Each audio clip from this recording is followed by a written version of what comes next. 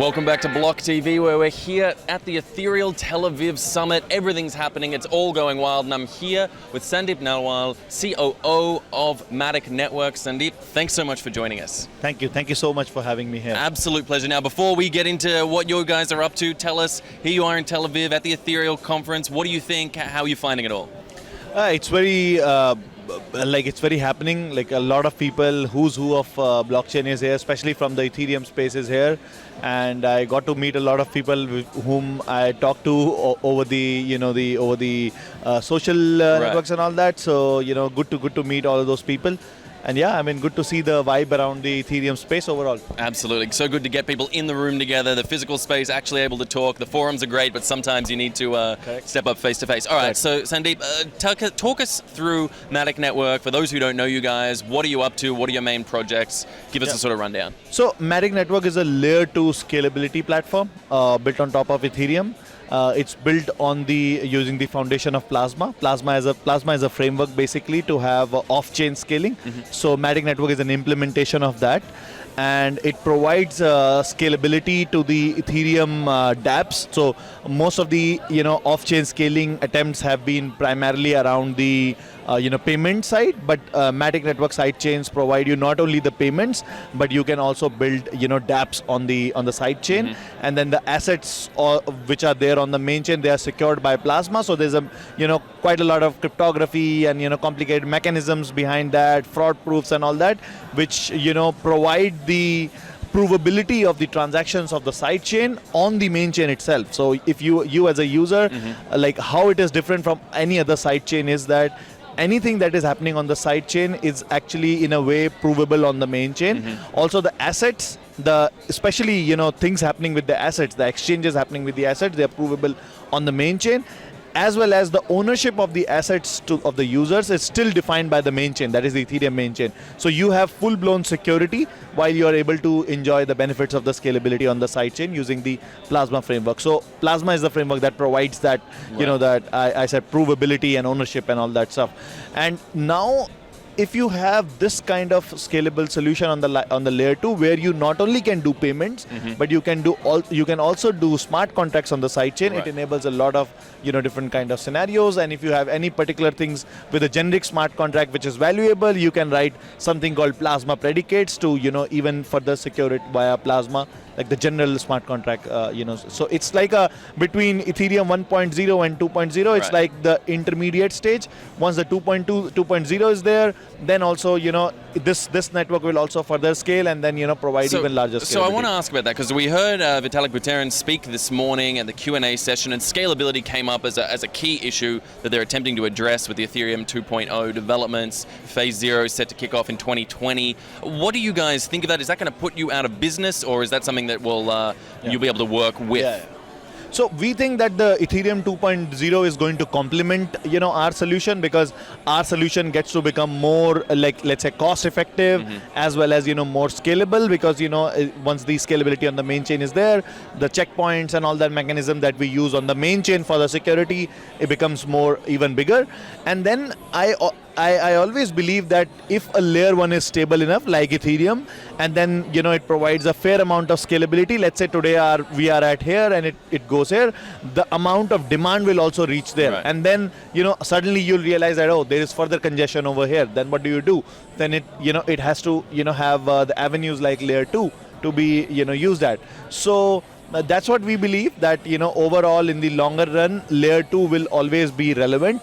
And we believe that layer 1s would be the scale, the decentralized, but very secured systems which will be used as settlement layers, and then the business activity, because you don't need everything like you and me playing a PvP game, or buying our coffee doesn't need to go into everyone else's computer worldwide, as a layer 1. So we think that this will become more like these will be more like settlement layers, and then the business activities will happen on the layer 2. That's what is our thesis. Right, and so what would you say to those who say that there's been a bit of a lowering of volume across the Ethereum network? There's been a bit of a downturn, and there are some speculating that that expected and anticipated growth just isn't happening yet. Do you see this as just a lull before an inevitable growth, and it'll keep that relevant, or are you concerned that there might be a bigger issue that needs to be addressed moving forward? No, I actually don't agree with that. The facts state completely otherwise. Like even if we were there in the bear market and all that, the number of transactions that if you see on Ethereum is constantly going up. Right. And even today we have blocks running almost 90% capacity issue. Right, and then people are talking about how to have an optimum gas fees and this or that. This indicates that even while that speculation and all that kind of media frenzy has subsided, the real work is still happening. Okay. The problem is that the Ethereum as a base chain is not scalable. Right. Now, if you have if you have a solution like Ethereum plus Matic, then what happens is that you suddenly have a scalable kind of a stack as a developer for you. And once we are going into our beta mainnet now, there are already a huge surge of applications, and we think that one or two applications, if they go really big, that will involve a huge surge of applications coming onto the the Matic network and Ethereum stack as a whole overall, and then the activities will start appearing very, very robust. Right. Now, I want to throw a couple of letters at you. IEO. Now, you guys, this term IEOs, they were big in the start of 2019, saw a lot of popularity. They've had a bit of a downturn, but you guys had your own experience with an IEO that went pretty well, I understand. What can you tell us? Yeah, so luckily we got selected with Binance Launchpad, and we think that it's the best platform for IEOs as of now. And then the teams is also very professional, and Binance is very project centric. So we got to speak to the larger audience that Binance have. The whole you are basically put on a pedestal by Binance when you are a launchpad, and you get to interact with the whole world, right?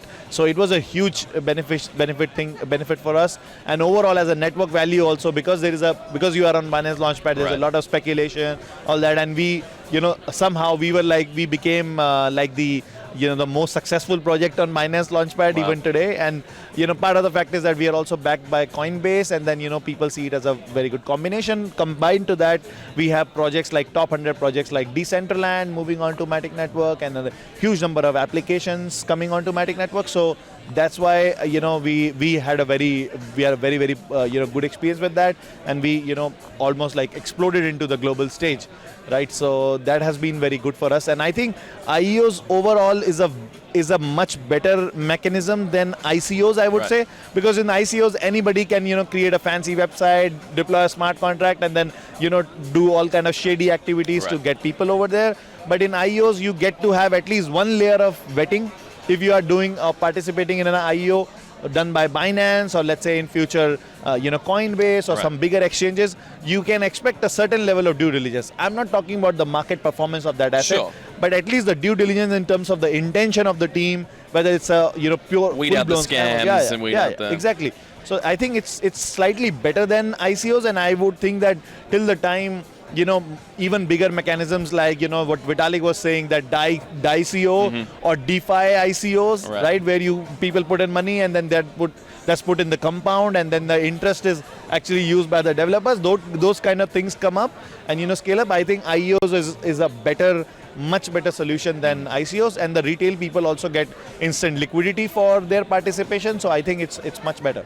Can you talk us through a little bit about the project, the means of getting onto the Binance Launchpad? Because there are some that are very, there's some skepticism about which projects that they choose, and some. I mean, how did you guys get into to manage that? Yeah, so I think there is no set pattern for them to scout for the project. For example, we caught their eye because we keep doing a lot of work for Ethereum system. We are the team behind the Dagger product, which is used by many developers. We also built the first working version of Wallet Connect. The implementation was done by us.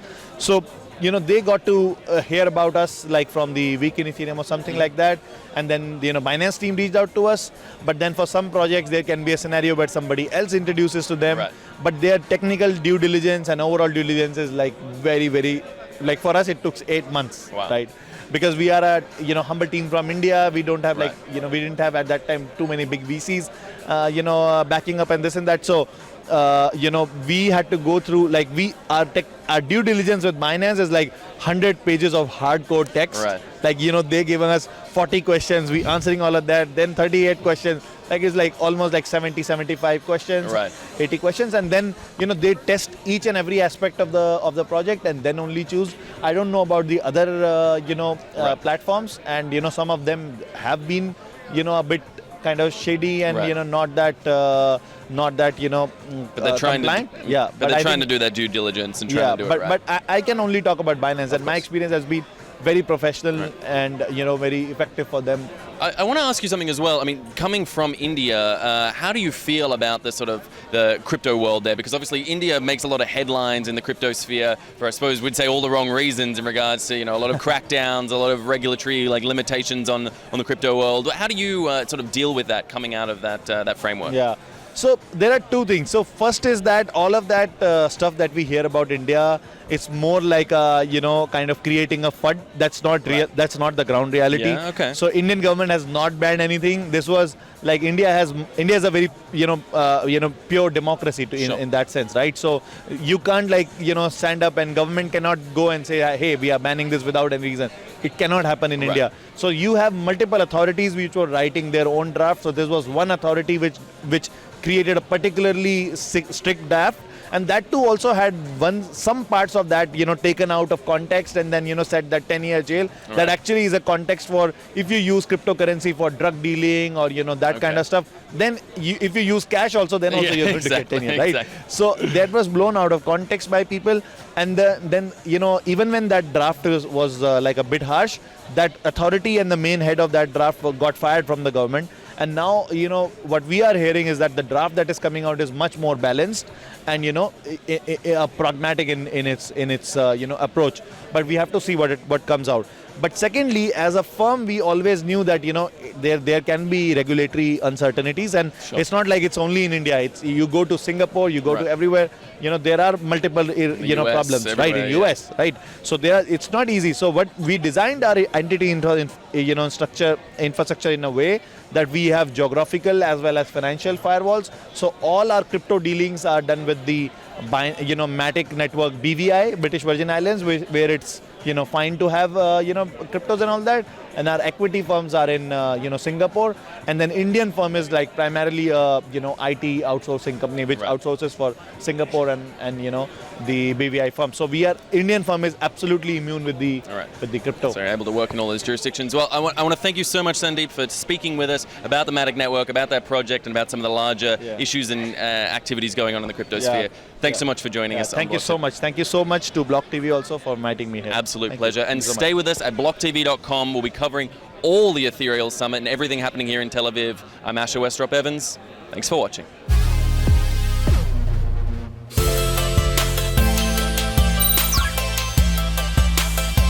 For more news and updates, follow us on Twitter.